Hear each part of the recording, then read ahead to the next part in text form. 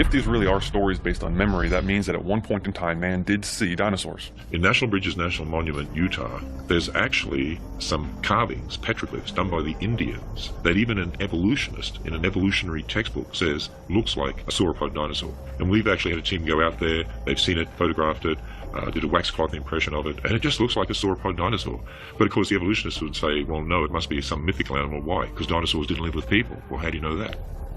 And so to me, that sort of evidence, when you look at your dragon legends, many of the descriptions of those dragons actually fit nicely what we would call dinosaurs. And many of your dragon carvings, for instance, that you see, dragon paintings around the world, they look like some of the dinosaurs that we would understand existed from the fossil record.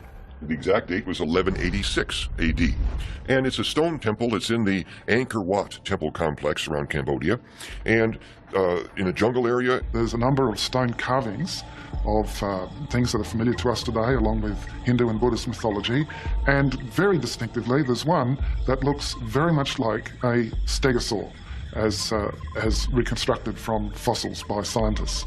And the question becomes, how did the people who carved that stone 800 years ago have carved so beautifully a stegosaur without having had any knowledge about what's in today's encyclopedias? And the clear conclusion is they were familiar with those creatures because they were alive at the same time. Unless it was living, how could they get its anatomy correct? They had to see it in order to reproduce it correctly. And that's just one of over 80 instances around the world, in every single continent, where it's been found that humans and dinosaurs have coexisted because the humans have reproduced dinosaurs in one art form or another. There's a cathedral in the UK, Carlisle Cathedral, which has been there a very long time. And one of the bishops buried there 600 years ago has, on the brass trimmings around his tomb, a number of engravings of animals, many of which are familiar to us today, but there's also some that look very much like sauropod dinosaurs. In fact, any 21st century child would immediately recognize them as being sauropod dinosaurs. And so when we think about the evolutionary view that says dinosaurs became extinct 65 million years ago, and then we look at these sauropod dinosaur engravings on this 600-year-old tomb, how did they get there? The oldest artifact that we have, period, is an Egyptian slate that commemorates an Egyptian king. And Hierakonpolis slate is one of the names given to this artifact. And on one side it shows him grasping the head of his recently defeated foe and about to chop the head off. So it's a slate saying, look how great I am. And on the back, it's got some Egyptians with ropes around necks of two great sauropod looking, I mean, they look just like a children's book with a Apatosaurus on it or something, necks intertwined.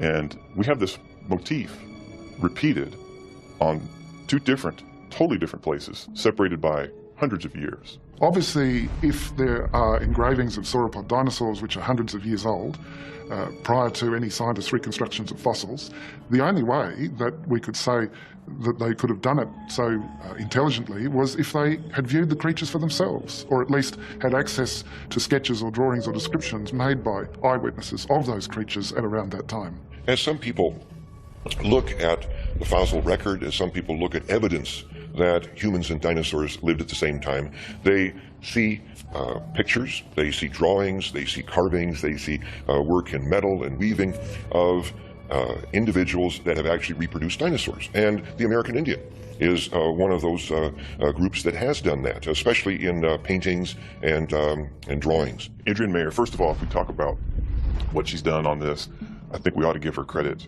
for doing a tremendous amount of research. And when I say data, I mean legend after legend after legend after legend of descriptions of the same kinds of creatures that were giant, terrible lizards. There were thunderbirds, there were water monsters given the same description from tribe after tribe after tribe across North America, but even in South America and Central America. We've got this robust, legendary lore, complete with descriptions of habitat, descriptions of habit, anatomical attributes. Where did all this come from? And some people say, well, we don't want to have the Indian living with the dinosaur, so the Indian went ahead and found bones, and then went ahead and assembled those bones into the proper shape, and then put the musculature, the skin on the bones, and then based upon what they came up with, they then did a drawing showing what this dinosaur or reptile would look like in life. Now, with all due respect, to the skills of the American Indian, and there are a great many of them, I honestly don't know if paleontology hundreds of years ago was one of them.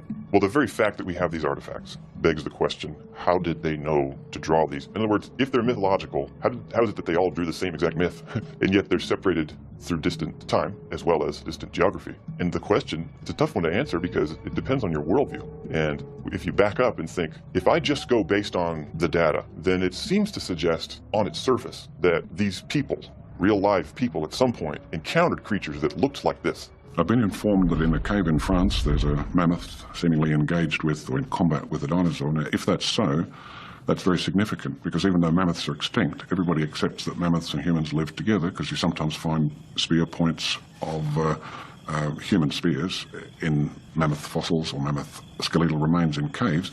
And of course there are many drawings of mammoths by people and everybody agrees they're mammoths. So if mammoths and humans are together, and you see a picture of a mammoth and a dinosaur together, then obviously dinosaurs and humans were together too, which of course evolutionists say is impossible.